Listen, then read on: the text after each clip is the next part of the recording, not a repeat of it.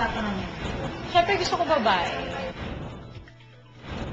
Jeneline Mercado is 5 months on the way. But what's so special about this is that at this point in her pregnancy, maaari nang malaman ng mom-to-be ang gender ng kanyang baby.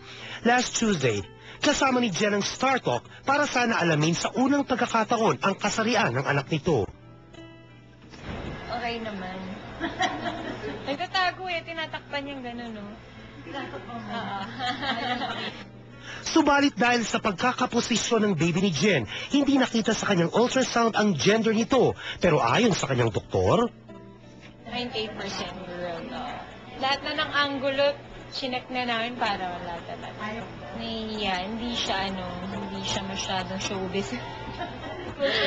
Conservative siya. 4 na lang ang hihintayin at full-fledged mommy na si Jen. And while waiting, Yung latest album ko, yung third album ko, yung Best of Jeneline Mercado. Yung, nilabas na siya 2 weeks ago sa lahat ng mga records. Bigyan niyo rin ako ng mga suggestions kung anong magandang pangalan. Kung girl, pangalan ng girl o boy, ganyan. okay,